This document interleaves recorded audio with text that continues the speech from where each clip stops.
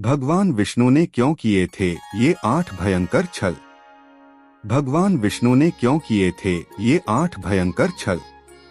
आज हम आपको भगवान विष्णु द्वारा किए गए उन 8 छलों के बारे में बताने जा रहे हैं जिनका जिक्र आज भी ग्रंथों में है।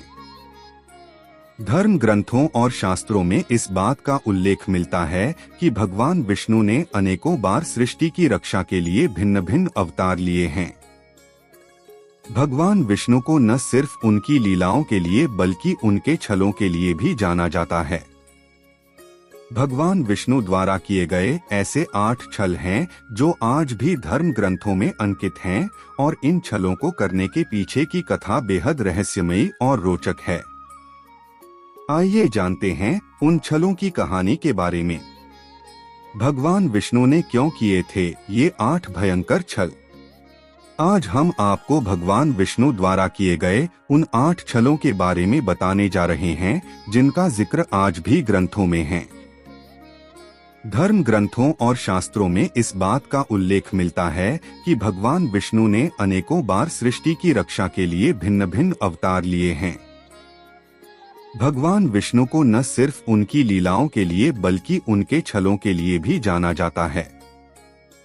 भगवान विष्णु द्वारा किए गए ऐसे 8 छल हैं जो आज भी धर्म ग्रंथों में अंकित हैं और इन छलों को करने के पीछे की कथा बेहद रहस्यमयी और रोचक है। आइए जानते हैं उन छलों की कहानी के बारे में। नारद जी को बनाया बंदर। भगवान विष्णु ने एक बार नारद जी को बंदर बना दिया था। इसके पीछे का कारण यह था कि नारद जी को इस बात का घमंड हो गया था कि वह सांसारिक मोहमाया से ऊपर उठ चुके हैं और उनका यही घमंड तोड़ने के लिए श्री हरि विष्णु ने उन्हें वानर का रूप दे दिया। नारद जी ने भगवान विष्णु से ही उनके जैसा सुंदर स्वरूप मांगते हुए हरि रूप की इच्छा जताई थी। हरि के 2 अर्थ होते हैं, विष्णु और वानर। श्री हरि नारायण ने छल कर नारद जी को बंदर का मुख दे दिया। इसके बदले नारद जी ने उन्हें पत्नी वियोग का श्राप दिया, जिसके कारण भगवान विष्णु राम रूप में अवतरित हुए। भगवान शिव के बचाए प्राण।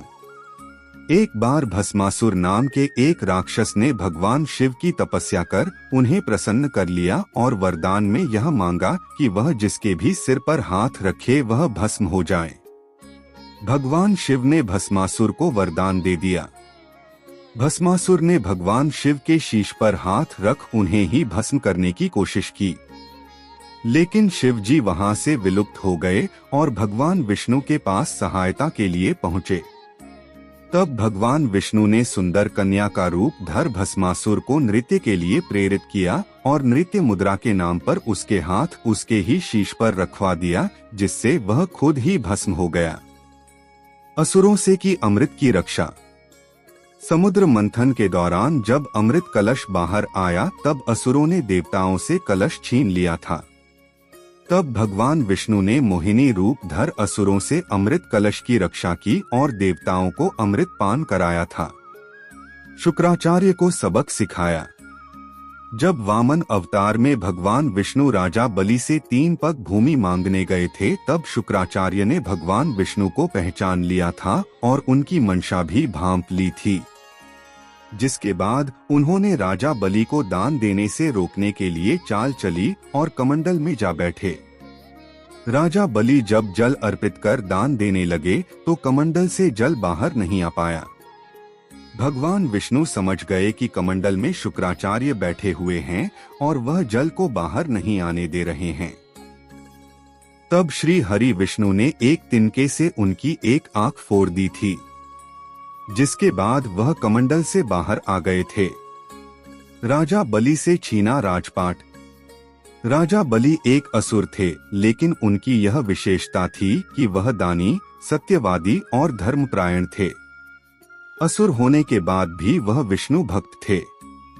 धर्मपरायणता के साथ ही उन्होंने तीनों लोकों पर अपना आधिपत्य जमाया था, मगर देवताओं को अपना शासन वापस चाहिए था, जिसके लिए उन्होंने भगवान विष्णु की स्तुति कर उनसे अपना राजपाट वापस मांगा। तब भगवान विष्णु ने वामन रूप धर बलि से 3 पग भूमि मांगी और उन 3 पगों में पूरा ब्रह्मांड नाप दिया। महादेव से छीना बद्री धाम। भगवान विष्णु को तपस्या के लिए एक स्थान की आवश्यकता थी। भगवान विष्णु को बद्री धाम याद आया। जब भगवान विष्णु वहां पहुंचे तब भगवान शिव और माता पार्वती पहले से ही वहां मौजूद थे। महादेव और आदि शक्ति को कुटिया से बाहर बुलाने के लिए भगवान विष्णु ने एक बालक का रूप लिया। भगवान विष्णु कुटिया के बाहर रोने लगे।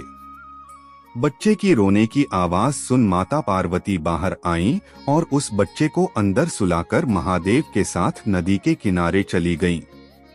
जब लौटीं तो विष्णु जी तपस्या कर रहे थे, जिसके बाद भगवान शिव और माता पार्वती ने बद्री धाम छोड़ केदार धाम में निवास किया। मधु कैटभ का किया सहार। मधु और कैटभ नाम के 2 दैत्य थे जिन्होंने ब्रह्मा देव को मरने का षड्यंत्र रचा था। ब्रह्मा देव अपनी रक्षा के लिए भगवान विष्णु के पास पहुंचे। ब्रह्मा देव ने उन्हें सारा वृतांत बताया और दोनों राक्षसों के वध की बात कही। समस्या ये थी कि दोनों दानवों को इच्छा मृत्यु का वरदान प्राप्त था। लिहाजा भगवान विष्णु ने छल का सहारा लिया और उन दोनों को सम्मोहित कर भगवान विष्णु के हाथों मरना स्वीकार होने की बात को मनवा लिया। जिसके बाद दोनों दैत्यों के तथास्तु बोलते ही भगवान विष्णु ने उनका शीश अपने सुदर्शन चक्र से काट दिया। तो ये थे भगवान विष्णु के वो 8 छल। अगर आपको यह स्टोरी अच्छी लगी हो तो इसे फेसबुक पर जरूर शेयर करें और इसी तरह के अन्य लेख पढ़ने के लिए जुड़ी रहें आपकी अपनी वेबसाइट हर जिंदगी के साथ। आपका इस बारे में क्या ख्याल है, हमें कमेंट बॉक्स में जरूर बताएं। अगर आपको यह पसंद है तो कृपया हमारे YouTube चैनल सनातन गुरु ज्ञान को सब्सक्राइब करें और लाइक, शेयर और कमेंट करना न भूलें और कृपया हमारे फेसबुक और इंस्टाग्राम पेज को भी फॉलो करें। हमारे पास वहां बहुत सारे छोटे छोटे वीडियो हैं। हमारा समर्थन करने के लिए आप सभी को बहुत बहुत धन्यवाद।